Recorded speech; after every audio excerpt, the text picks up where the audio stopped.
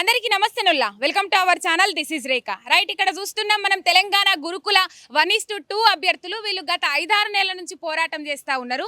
ఏంటంటే కామన్ పేపర్ల పరీక్ష పెట్టిన తర్వాత ఆ భర్తీ చేసే విధానాన్ని ఫాలో కాలేదు. ఒక్కరికి 2 నుంచి 3 ఉద్యోగాలు, 3 నుంచి 4 ఉద్యోగాలు వచ్చినాయి. ఒక్క ఉద్యోగమే చేస్తారు. మిగతా ఉద్యోగస్తుల పరిస్థితి ఏంది, మిగతా బాధితుల పరిస్థితి ఏంది, ఆ ఉద్యోగాలు ఎందుకు నింపట్లేదని చెప్పేసి వాళ్ళు గత 5-6 నెలల నుంచి పోరాటం చేస్తున్నప్పటికి కూడా పట్టించుకోని సందర్భాలు, సీఎం హౌస్ ముట్టడి కూడా చేసిండ్రు కదా. అప్పటి కూడా ఎటువంటి స్పందన లేకపోవడంతో వీళ్ళు ఇక్కడికి వచ్చిండ్రు. ఎలా వాళ్ళతో మాట్లాడే ప్రయత్నం చేద్దాం. ఏంది అసలు మీ బాధలేంది, మీ డిమాండ్లు ఏంది, మీరు ఎందుకు 5-6 నెలల నుంచి పోరాటం చేయాల్సిన అవసరం ఏర్పడ్డది? సో మేడం, ఈ గురుకుల రిక్రూట్మెంట్ తప్పిదాలు చేయడం వల్ల మేము టీచర్లు కావాల్సిన మేము ఈరోజు మా బతుకులు రోడ్డు పాలైనాయి. సో గురుకుల బోర్డు కామన్ పేపర్లతో ఎగ్జామ్ నిర్వహించి డిసెండింగ్ ఆర్డర్ ఫాలో కాకపోవడం వల్ల డిఎల్, జేఎల్, పీజీటీ, టీజీటీ ఇలా ఫాలో కాకపోవడం వల్ల ఒక్కరికే 3-4 ఉద్యోగాలు రావడం అనేది జరిగింది. సో వాళ్ళు చేసిన ఒకళ్ళు ఒకే జాబ్ చేస్తారు కానీ 3-4 జాబులు చేయలేరు కదా. మేము ప్రధానంగా కోరేది ఏంటంటే ఒకరికి వాళ్ళకి నచ్చిన జాబ్ వాళ్ళకి ఇచ్చి మిగతా ఏవైతే ఉన్నాయో నాన్ జాయినింగ్ పోస్టులు, వాళ్ళు జాయిన్ కాని పోస్టుల్లో తర్వాత మెరిట్ అభ్యర్థులకి ఇవ్వాలి అని మేము ప్రధానంగా డిమాండ్ చేయడం అనేది జరుగుతోంది. సో ఇప్పుడు వాళ్ళు తప్పిదం చేయడం అనేది జరిగింది గురుకుల బోర్డు. సో కామన్ పేపర్లు పెట్టడం అనేది వాళ్ళ తప్పు, డిసైడింగ్ ఆర్డర్ ఫాలో కాకపోవడం అనేది వాళ్ళ తప్పు. వాళ్ళు చేసినటువంటి తప్పుకి మేము ఈరోజు జాబ్కి దూరం కావడం అనేది జరిగింది. సో ఎన్నో ఏళ్ళుగా మేము టీచర్ కావాలని ఎన్నో ఏళ్ళ మా కళ వాళ్ళ రాజకీయ స్వప్రయోజనాల కోసం సో ఈరోజు ఈ చితికిపోవడం అనేది జరిగింది. సో మాకు ప్రభుత్వం వెంటనే సెకండ్ మెరిట్ ద్వారా గురుకుల అభ్యర్థులకి ఏవైతే నాన్ జాయినింగ్ పోస్టులు ఉన్నాయో తర్వాత మెరిట్ అభ్యర్థులకి జాబ్స్ ఇవ్వాలని ప్రధానంగా డిమాండ్ చేయడం అనేది జరిగింది. సో ఈ గత 6 నెలలుగా మేము ప్రభుత్వం చుట్టూ సో సీఎం గారి ఇంటి దగ్గరికి వెళ్ళి రిప్రజెంటేషన్ ఇచ్చినప్పటికీ, మంత్రులను కలిసినప్పటికీ, పొన్నం ప్రభాకర్ గారిని, శ్రీధర్ బాబు గారిని, సో సీఎం గారిని కూడా కలవడం అనేది జరిగింది. పార్లమెంట్ ఎలక్షన్స్ కంటే ముందు వాళ్ళు అవును తప్పు జరిగింది, దీన్ని సరిచేద్దామని చెప్పడం అనేది జరిగింది. సో పార్లమెంట్ ఎలక్షన్ తర్వాత 81 జీవో అడ్డు వస్తుంది అనేది చెప్పడం అనేది జరుగుతుంది. ఈ 81 జీవో కూడా సో గత ప్రభుత్వంలో ఇప్పుడు మేము 5 కేసులు హైకోర్టులో వేయడం అనేది జరిగింది. 5 కేసుల్లో కూడా ఇంటీరియం ఆర్డర్స్ ఇవ్వడం అనేది జరిగింది. ఏమని చెప్పింది? సో ఈ supreme court guide lines Munjya versus Praveen state of తెలంగాణలో సో ఈ 81 జీవో పేరు చెప్పి నిరుద్యోగులకి ఉద్యోగాలు ఇవ్వకుండా ఉండడం అనేది మంచిది కాదు. సో 81ని క్యాన్సిల్ చేసి ఖచ్చితంగా సెకండ్ మెరిట్ లిస్ట్ ఇవ్వాలి అని చెప్పడం వల్ల సో టీఎస్ జెన్కోలో కానీ ట్రాన్స్కోలో కానీ జరిగినటువంటి రిక్రూట్మెంట్లో గత ప్రభుత్వం టీఆర్ఎస్ ప్రభుత్వం సో సెకండ్ మెరిట్ లిస్ట్ తీసి వాళ్ళకు ఉద్యోగాలు ఇవ్వడం అనేది జరిగింది. సో కానీ ఇప్పుడు ఈ ప్రభుత్వం సో అట్లా సెకండ్ మెరిట్ లిస్ట్ తీయడానికి ఎందుకు విముఖత చూపడం లేదు? సో మా అందరి జీవితాలు మీ రాజకీయ స్వప్రయోజనాల కోసం మీరు ఏవైతే హడావుడిగా 30,000 ఉద్యోగాలు ఫిల్ చేయాలి అని చెప్పేసి డిసెండింగ్ ఆర్డర్ ఫాలో కాకపోవడం వల్లే, కేవలం ప్రభుత్వం చేసినటువంటి తప్పు వల్లే మా జీవితాలు ఈరోజు రోడ్డున పడ్డాయి. సో మీరు ఆ తప్పుని సరిచేసి ఖచ్చితంగా వెంటనే సెకండ్ మెరిట్ లిస్ట్ ఇచ్చి అందరికీ న్యాయం చేయాలని, సో ఈ 2,000 మంది కుటుంబాలకి న్యాయం చేయాలని మేము సీఎం గారిని కోరుతా ఉన్నాం. సో అవసరమైతే మేము ఆమర నిరాహార దీక్ష చేయడానికైనా సిద్ధంగా ఉన్నాం. సో మాకు న్యాయం జరిగేంత వరకు ఈ గురుకుల బోర్డు దగ్గర నుంచి కదిలే ప్రసక్తి లేదని తెలియజేస్తున్నాం. అప్పుడు మీకు న్యాయం చేస్తామని ముంగట పడ్డోళ్ళు అందరూ ఎవరెవరిని కలిసిరు? ఇప్పుడు వాళ్ళు ఏమన్నారు మిమ్మల్ని? సో మేము గత ఫిబ్రవరి 11 గురుకుల బోర్డు రిజల్ట్స్ రావడం అనేది జరిగింది madam. So first DL results రావాల్సి ఉంది, కానీ వాళ్ళు హడావుడిగా డిఎల్కి జేఎల్కి ఇంటర్వ్యూ పెడితే లేట్ అవుతుంది అనే ఉద్దేశంతో పీజీటీకి మొదటగా రిజల్ట్స్ ఇవ్వడం అనేది జరిగింది. ఆ 11వ తారీఖు నుంచి మేము గత 6 నెలలుగా సో తిరగని ఈ ప్రగతి భవన్కి పోయినాం, సీఎం గారి ఇంటి ముట్టడికి పోయినాం, రిప్రజెంటేషన్ ఇవ్వడం జరిగింది, సీఎం గారిని కలవడం జరిగింది, పొన్నం ప్రభాకర్ గారిని, సీతక్క గారిని, శ్రీధర్ బాబు గారిని, బట్టి విక్రమార్క గారిని, అందరినీ, పొంగులేటి శ్రీనివాసరెడ్డి గారిని, మంత్రులందరినీ కలవడం అనేది జరిగింది మేడం. సో పార్లమెంట్ ఎన్నికల కంటే ముందు అవును మీ విషయంలో తప్పు జరిగింది, మేము సరి చేస్తామని చెప్పుకోవడం అనేది జరిగింది మేడం. సో ఆ తర్వాత ఇప్పుడు ఈ ఎలక్షన్స్ తర్వాత సో ఈ 81 జీవో అడ్డు వస్తుంది, మేము న్యాయం చేయలేము అని చెప్పడం అనేది జరుగుతుంది మేడం. సో ఈ 81 జీవో సాకు చూపెట్టి సో ఇట్లా మమ్మల్ని అన్యాయం చేయడం అనేది జరుగుతుంది మేడం. మేము మంచి మెరిట్లో వచ్చి కూడా మేము ఈ 2,000 మంది నష్టపోవడం అవుతుంది. నా ర్యాంకు స్టేట్ ర్యాంకు సోషల్ స్టడీస్లో 54 ర్యాంక్ వచ్చింది మేడం. సో ఇక్కడ నాకు జేఎల్లో రాని పరిస్థితి అయింది, పీజీటీలో ఈ 2 ఉద్యోగాల్లో నేను నష్టపోవడం అనేది జరుగుతుంది మేడం. సో ఇట్లా అదే వాళ్ళకి నచ్చిన జాబ్ ఆఫర్లు తీసుకొని ఏవైతే నాన్ జాయినింగ్ పోస్టులు, ఇప్పుడు సోషల్లో ఎగ్జాంపుల్ 200 పీజీటీ పోస్టులు ఉన్నాయి మేడం. పీజీటీ పోస్టులో కేవలం 100 మందికి అపాయింట్మెంట్లు ఇచ్చారు మేడం. ఆ అపాయింట్మెంట్లో కూడా కరెక్ట్గా ఒక 80 మంది జాయిన్ అవుతారు మేడం. 120 పోస్టులు ఖాళీగా ఉన్నాయి మేడం. సో అంటే నా ర్యాంకు 54వ ర్యాంక్ వచ్చింది, నేను అనర్హున్నా? సో కాదు కదా. ఖచ్చితంగా ప్రభుత్వం సో ఖచ్చితంగా వెంటనే మెరిట్ లిస్ట్ తీసి అందరికీ న్యాయం చేయాలని కోరుతున్నాం. ఇక్కడ సుప్రీంకోర్టు గైడ్ లైన్స్ కూడా ఉండడం అనేది జరుగుతుంది. సో ప్రభుత్వం చుట్టూ ఎమ్మెల్సీ బలమూరి వెంకట గారి చుట్టూ రోజు మా వాళ్ళు ప్రదక్షిణ చేస్తున్నారు. సో 5 నెలల నుంచి తిరిగినప్పటికీ చేయిస్తాం అవుతుంది, చేస్తాం అవుతుంది అనే తప్ప సో ఎటువంటి పురోగతి లేదు. సో మా తోటి వాళ్ళందరూ స్కూల్లో జాయిన్ అవుతుంటే మేము పోలీస్ స్టేషన్లో ఇట్లా రోడ్ల మీద తిరగాల్సి వస్తుంది. ఈరోజు అన్ని డిస్టిక్ల్లో మా వాళ్ళని ప్రివెంటివ్ అరెస్ట్ చేయడం అనేది జరిగింది, అందరు అభ్యర్థుల్ని. సో మాకు ఎక్కడ న్యాయం జరుగుతుంది? ఈ ప్రజాపాలన ఏంటి? సో ఈ ప్రజలందరినీ రోడ్డు మీద పెట్టడమే ప్రజాపాలన అనేది మాకు అర్థం కావట్లేదు. సో మేము జాబు దగ్గరకు వచ్చి కూడా ఎగ్జామ్లో మెరిట్ వచ్చి కూడా జాబు దగ్గరకు ఒక అడుగు దూరంలో ఆగిపోవడం అనేది జరుగుతుంది మేడం. సో మీ ద్వారా మేము ప్రభుత్వానికి విన్నవించేది ఒకటి, సో మా జాబులు మాకు ఇవ్వండి, సెకండ్ మెరిట్ లిస్ట్ తీసి ఖచ్చితంగా అందరికీ న్యాయం చేయాలని, చేయకపోతే ఆమర నిరాహార దీక్ష చేయడానికైనా మేము అందరం సిద్ధంగా ఉన్నామని. గతంలో చూసినాం ఈ నిరుద్యోగుల తరపున కానీ ఈ జాబ్ల కోసం కొట్లాడేటోళ్ళ గురించి కానీ ఆమరణ నిరాహార దీక్షలకు దిగినోళ్ళను ప్రభుత్వం పట్టించుకోలే. ఈ ఆమరణ నిరాహార దీక్షకు దిగితే మిమ్మల్ని పట్టించుకుంటుందని మీరు అనుకుంటుర్రా? ఒకటి మేడం, మా ముందు ఇంకా ఎటువంటి చేయడానికి కూడా ఏం లేదు మేడం. అవసరం అయితే మా ప్రాణాలు పోయిన తర్వాత అయినా ప్రభుత్వం దిగి వస్తుందేమో మేము చూస్తాం. ఇప్పుడు మాకు మాటలద్దన్నా ఒకటి చెప్పాలి, గవర్నమెంట్ ఉద్యోగం కొట్టడం కోసము ఎన్ని తంటాలు పడతారో అందరికి ఎరుకున్న ముచ్చట్ని. వాళ్ళు చదివి ఆఖరికి మనకు అందుతుంది, జాబ్ వస్తుంది అన్న నేపథ్యంలో అసలు జాబ్ రాకుండా పోతుంది అన్న బాధ ఎవ్వరు చెప్పలేరు. అది వర్ణనాతీతం. ఇక్కడ ఒక ముచ్చట, మా ప్రాణాలు పోయినా సరే కానీ మేము పోరాటం ఆపమని చెప్పేసి మాట్లాడుతూ ఉన్నారు. మరి ఈ ప్రభుత్వానికి వీళ్ళ మీద చిత్తశుద్ధి ఎందుకు లేదు?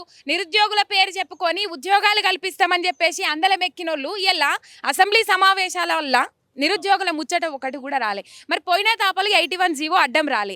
ఈ ప్రభుత్వానికి 81 జీవో ఎందుకు అడ్డం వస్తుందన్న చెప్పగలుగుతారా మీరు? అమ్మ, నేను మహమ్మద్ ఉస్మాన్, కామారెడ్డిగూడెం, దేవపుల మండలం నుంచి రావడం జరిగింది. నాకు ఈ పట్టణం అంటే ఏందో తెలియదు, కానీ ఈ కాంగ్రెస్ ప్రభుత్వం రావడం వల్ల ఇందిరా పార్క్ అంటే ఇక్కడ ఉంది, ఇందిరా పార్క్ ధర్నా చౌక్లో ధర్నాలు చేయడం జరిగింది. జూబ్లీహిల్స్లో ఉన్నటువంటి సీఎం గారి ఇంటి దగ్గర కూడా ధర్నాలు చేయడం జరిగింది. ట్రైబ్ దగ్గర కూడా ధర్నాలు చేయడం జరిగింది. అదేవిధంగా వివిధ మంత్రుల దగ్గర కూడా పోవడం జరిగింది. బల్మూరి వెంకట దగ్గరికి పోవడం జరిగింది. ఇదంతా ఎందుకు పోవడం జరిగిందంటే గవర్నమెంట్ చేసినటువంటి, కాంగ్రెస్ ప్రభుత్వం చేసినటువంటి తప్పిదం వల్లనే మేము ఈరోజు రోడ్ ఎక్కడం జరిగింది. మా తోటి మిత్రులు అందరూ కూడా ఉద్యోగాలలో చేసుకుంటూ పోతుంటే మేము ఇంకా రోడ్లు పట్టుకొని తిరుగుతున్నాం. దీనికి కారణం ఎవరంటే సీఎం రేవంత్ రెడ్డి. ఎందుకంటే లోక్సభ ఎన్నికలలో జరిగేటువంటి ఒక లోక్సభ సంగ్రామంలో లబ్ధి పొందడం కోసం ఉట్టిన మిమ్మల్ని ఎవరిని తీసుకురమ్మని చెప్పారండి? డిసెండింగ్ ఆర్డర్ ఫాలో చేయకుండా అసెండింగ్ ఆర్డర్ అంటే కింది నుంచి నింపుకుంటూ పోయేసరికి మాకు ఆ ఖాళీలు అనేది వచ్చిన వాడికి కామన్ పేపర్ పెట్టడం వల్ల ఒక్కొక్కరికి 3 ఉద్యోగాలు 4 ఉద్యోగాలు రావడం జరిగింది. దీనివల్ల ఒక ఉద్యోగం ఒకటే చేయగలుగుతాడు, 4 ఉద్యోగాలు చేయగలడు. ఇది అందరికి తెలిసిన విషయమే.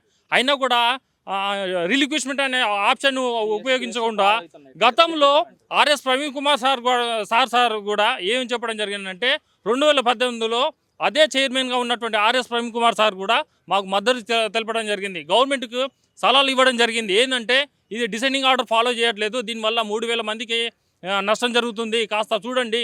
నిరుద్యోగుల పక్షాన ఉన్నటువంటి ఆ యొక్క ఆర్ఎస్ ప్రవీణ్ కుమార్ సార్ యొక్క ప్రతిపాదనను కూడా పక్కన పెట్టేశారు. ఆ విధంగా మమ్మల్ని ఎక్కడ పడితే అక్కడ ఇప్పుడు కాంగ్రెస్ ప్రభుత్వం ఏం చేసిందంటే మీ యొక్క నిరసనను తెలియజేయండి అని కూడా గవర్నమెంట్ తెలియజేయడం జరిగింది. మమ్మల్ని అకారణంగా అరెస్ట్ చేయడం, ఎక్కడ పడితే అక్కడ మా యొక్క సమస్య ఏందో ప్రభుత్వానికి తెలియజేయకుండా మమ్మల్ని అనగదొక్కుతున్నారు మేడం. మా స్వేచ్ఛకు భంగం కలిగిస్తున్నారు.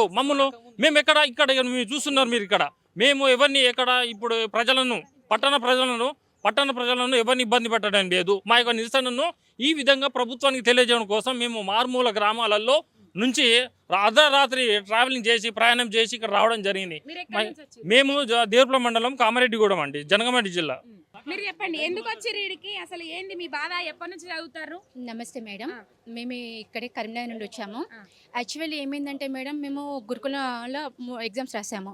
నాది టీజీటీ ఉంది, పీజీటీ ఉంది, జేఎల్ ఉంది. మరి నా దురదృష్టమో లేదో ఏందో ఈ గవర్నమెంట్ చేసిన తప్పిదమో ఆ ఆర్డర్లో ఫిలప్ చేయలేదు కారణం దగ్గర దాకా వచ్చింది మేడం. నేను ఫస్ట్ ఆశపడ్డా పీజీలో రాలేదు సరేలే, జేఏలో వస్తుంది సరేలే, లాస్ట్కి టీజీటీనే వస్తుంది అంటే మూడిట్లల్లో దగ్గర దాకా 1:2లో రాక 1:1 దాకా వస్తుంది అని ఎంతో ఎదురు చూసినా మేడం. అంటే ఇప్పుడు నా పరిస్థితి ఏంటిది? ఇంటి పక్క వాళ్ళు వాళ్ళు బాగానే పోయినావు, ఎగ్జామ్ రాయడానికి పోయినావు, అది కష్టపడ్డావు, ఏమొచ్చింది? జాబ్ వచ్చిందా? 1:2 అంటే వాళ్ళకి ఏమర్థమవుతుంది మేడం? ఇప్పుడు ఒక ఇంచులో ఎలక్షన్స్లో వాళ్ళు గెలుస్తారు గెలరు, ఒక వన్ ఓట్ ఎంత ఇంపార్టెంట్ మేడం. ఆ ఒక్క ఓటు పోతే 5 ఏళ్ళ వాళ్ళకి వాళ్ళు ఉద్యోగస్తులు రారు.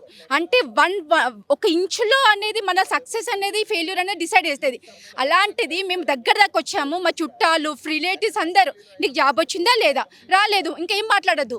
కానీ మా బాధ ఎవరు తెలుసా మేడం, పొద్దున్న ఎప్పుడో 5ంటికి ఇన్స్టిట్యూట్ పోయే వాళ్ళం, ప్రిపేర్ అయ్యే వాళ్ళం, పిల్లల్ని వదిలిపెట్టి ఫ్యామిలీని ట్రబుల్ చేసుకొని. సరే ఇలాంటి ఏముంది మేడం, ఈ పైసలు మేము ఎట్లా సంపాదించుకుంటాం. కానీ ఒక ప్యాషన్ టీచింగ్ ఫీల్డ్కి వచ్చి మన వల్ల నలుగురిని ఒక మంచి పొజిషన్ ఉండాలి. ఇప్పుడు పెద్ద పెద్ద పొలిటీషియన్స్ ఉన్నారు మేడం, వాళ్ళు చెప్తారు మేము ఈ కాలేజ్ చదివినాం, మేము ఈ స్కూల్లో జరిగినామని చదువుతారు. కానీ వాళ్ళకి పునాది ఎక్కడుంది మేడం? ఒక స్కూల్లోనే ఒక పిల్లల భవిష్యత్తు అని డెవలప్ అవుతుంది. అలాంటి స్కూల్కి మేము వెళ్ళి ఎంతోమంది తయారు చేయాలని అంబిషన్ ఏముంది మేడం. ఎట్లనే చేసుకోవచ్చు ఈ జనరేషన్లో. కనీసం యూట్యూబ్లో చేసుకుని బతుకుతారు కదా మేడం. ఏం చదివి రాని వాళ్ళన్నా యూట్యూబ్లలో రీల్స్ చేసుకుని బతుకుతారు. మా ఉద్దేశం అది కాదు. జస్ట్ మంచి చదువుకున్నాం, మంచి పొజిషన్ ఉండి పిల్లలకు ఉద్ధరించాలి, చెయ్యాలి. ఇంత దగ్గర దాకా వచ్చినాం మేడం. 1:2 అంటే ఎన్ని రాత్రులు లేకుండా కష్టపడి చేసి రేపొస్తుంది మాపొస్తుంది వచ్చేసింది ఇక మనకు కరెక్ట్ పాజిటివ్గా రిజల్ట్ వస్తుంది అనగానే కథం మళ్ళీ ఏదో ఒకటి కిరికిరి పెట్టడం. అసలు ఏం జరుగుతుంది?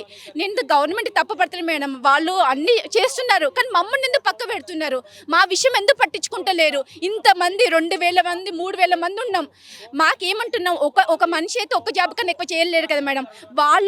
వాళ్ళు ఏదో జాబ్లో జాయిన్ కండి, మిగిలిన జాబ్లు మాకు ఇస్తే మేము ఇన్ని ఫ్యామిలీస్ మేడం, ఒక 2,000 అనుకోండి, 2,000లో ఫ్యామిలీకి ఒక 4 ఉంటారు. 4 అంటే ఒక 20,000 మంది. 20,000 మంది ఫ్యామిలీ, 20,000 మందిలో ఎంతో హ్యాపీనెస్ నింపేది ఎందుకు ఇలా పక్క పెడుతున్నారు? మేము మనుషులం కాదా? మా కష్టం కాదా? లక్షల మంది రాస్తే మేము అక్కడ దాకా 1:2 వచ్చినాం. అదొక జోక్ కాదు మేడం. 1:2 అంటే అదొక పెద్ద తపస్సు. ఏమున్నలే వస్తుందని కాదు. ఎంత కష్టపడి ఎంత కాంపిటీషన్లో నిలబడితే ఇంతవరకు వస్తాం. అంతవరకు వచ్చిన తర్వాత మాకు రాలేదు. సరే మళ్ళీ ట్రై చేస్తాం. మళ్ళీ మేము 1:2లో వస్తామా? గ్యారంటీయా? ఇవ్వలేరు. మళ్ళీ అప్పుడు ఏదో ప్రాబ్లం ఉంటుంది. ఏ గవర్నమెంట్ మేము ఏం లేదు మేడం, మాకు న్యాయం జరగాలి. ఎందుకంటే ఇంత కష్టపడ్డాం. మాకు ఏజ్డ్ అయిపోయింది మేడం, 40 దాకా ఉన్నది. ఇంకోసారి రాష్ట్రమో రాయమో అందరు ఇట్లా హేళన అవుతుంది. గవర్నమెంట్ జాబ్లట వాళ్ళకి వస్తాయా చేస్తాయా అని అంటే ఎంత బాధ అనిపిస్తుంది మేడం. ఇది ఒక మాకు ప్రెస్టేజ్ ఇష్యూ. మాతో చదువుకున్న పక్క కూర్చొని చదువుకున్న వాళ్ళు స్టేటస్ పెడుతున్నారు, this is my first sign, this is my first day అంటే మాకు ఎంత బాధ అనిపిస్తుంది మేడం. మేము కష్టపడి దగ్గర దాకా వచ్చి మాకు రాలేదు. మాకు టాలెంట్ లేక కాదు మేడం, మాకు వచ్చింది. కానీ ఇంతమందిని అసలు సరే మాకు క్వాలిఫికేషన్ లేదు, మేము ఎలిజిబిలిటీ కాదు, మేము 1:2 లేదంటే సప్పేక మా ఫ్రెండ్స్ లాగా మేము ఇంట్లో కూర్చొని ఏదో పని చేసుకుంటాం. దగ్గర దాకా వచ్చి మేము పోతుందంటే ఎట్లుంటుంది మేడం? కడపమంటే కాదు మేడం, బాధ అనిపిస్తుంది. ఏడాది 2 ఏళ్ళ కన్నా ఇప్పుడు దగ్గర 2-3 ఏళ్ళ కష్టపడ్డాం. ఇంత కష్టపడి పిల్లల్ని చిన్న పిల్లల్ని ఇంట్లో వదిలిపెట్టుకొని ఇంత కష్టపడ్డ తర్వాత మేము దగ్గర దాకా వచ్చిన తర్వాత మేము ఎందుకు వదిలిపెట్టుకుంటాం మేడం? సరే మాకు చేయలేదంటే సరే పక్క పెడతాం. కానీ ఇంత కష్టపడి చేసిన తర్వాత వీళ్ళు చేసే అన్యాయం వల్ల మేము ఎందుకు బలి కావాలి మేడం? అది ఇప్పుడు ఇంత చేసినా మాకు అవుతుందా కాదా అంటే గవర్నమెంట్ తలుసుకుంటే ఏదైనా అవుతుంది మేడం. రూల్స్ బ్రేక్ చేయాలన్నా రూల్స్ మేక్ చేయాలన్నా గవర్నమెంట్ చేతులు ఉంది మేడం. ఇది మంచి అన్నప్పుడు గవర్నమెంట్ తలుసుకుంటే దాన్ని తిరిగి రాయొచ్చు. అది వాళ్ళ చేతులు ఉంటుంది. పవర్ అన్నది మేకింగ్ అయినా బ్రేకింగ్ అని వాళ్ళ చేతులు ఉంటుంది. అది వాళ్ళ చేతులు ఉన్నప్పుడు చేయొచ్చు కదా మేడం. ఇంతమంది సఫర్ అవుతున్నాం. 2,000 మంది 3,000 మంది అంటే ఒక పర్సన్ ఒక జాబ్ చేయాల్సిన వాడు 4 జాబ్లు ఎక్కడ చేస్తారు మేడం? అట్లాంటప్పుడు వాళ్ళకి ఛాన్స్ ఇవ్వద్దు. ఒక జాబ్లో జాయిన్ గా మిగతా వాళ్ళకి డౌన్ మెరిట్లు ఇస్తే ఇంతమంది బాగుపడతారు కదా. మీ డిమాండ్స్ ఏంటి? జస్ట్ డౌన్ మెరిట్ ఫాలో కావాలి మేడం. డౌన్ మెరిట్ ఫాలో అయ్యి మాకు న్యాయం చేయాలి. న్యాయం చేస్తే we will be very happy. ఇక అసలు ఒక్క పోస్ట్ మిగిలి ఉంచొద్దు. ఎట్లయితే మేడం డౌన్ మెరిట్ అయినా వాళ్ళ అకౌంట్లో పడుతుంది కదా. ఇంతమంది జాబ్ వచ్చిందంటే ఎవరి ప్రభుత్వంలో వచ్చింది? వీళ్ళ ప్రభుత్వంలో వచ్చినట్టే కదా. So we demand down merit list madam. ఒక్క పోస్ట్ కూడా ఖాళీ లేకుండా మా అందరి ఫిలప్ చేయాలంతే.